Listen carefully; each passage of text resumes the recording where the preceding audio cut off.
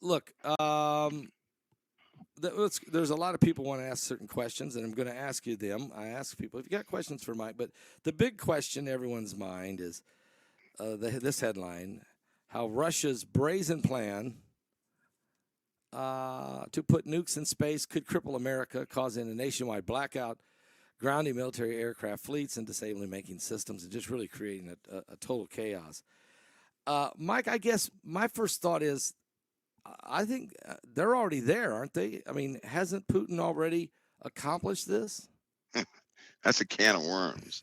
You want to open that one up? Yeah, That we really gotta, is a can of worms. We need to open it. It's the biggest. It's the biggest story today. Okay. So, okay. It's a can of worms. All right. And it requires a bit of you got to education. Dance. Okay. Okay. A bit of education. All right. Okay. Inform us. But educate us.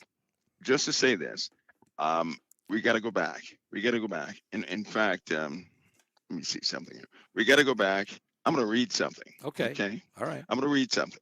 This is very important. This is an extremely important piece of a document. I'm going to read a piece.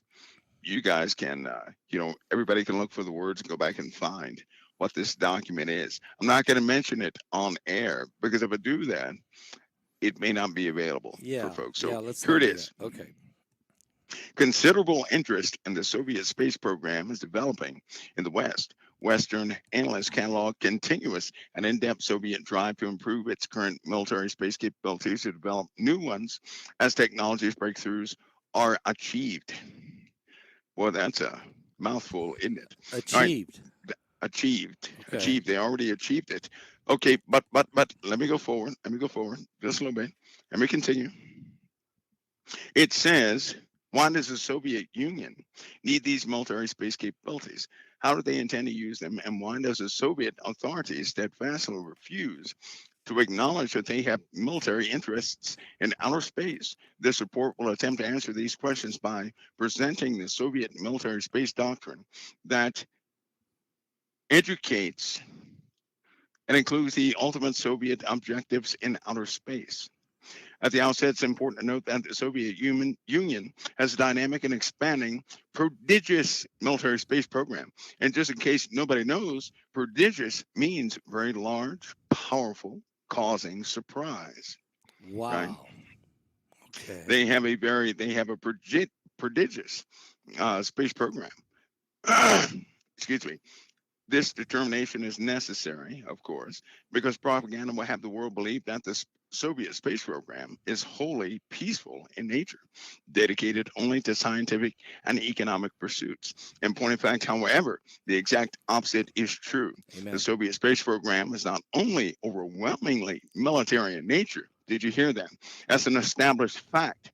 It is overwhelmingly military in nature, but the civilian, scientific, and economic aspects of the program are entirely subordinate to the military functions. This is not to imply that the non-military benefits, including those related to the Soviet prestige, it continues, hold on. Military space permitted different approaches. This issue centered on what can be entrusted as space warfare function, that is, actual operations in outer space or land-based to destroy the enemy. And it goes on, it talks about nuclear weapons. It talks about ASAT. It talks about the Soviet anti-satellite laser program, the active one that can knock down satellites, nuclear armaments that can blow up satellites and do aerial bursts causing EMPs. Wow. That's 1962. What? What you just read is 1962 document?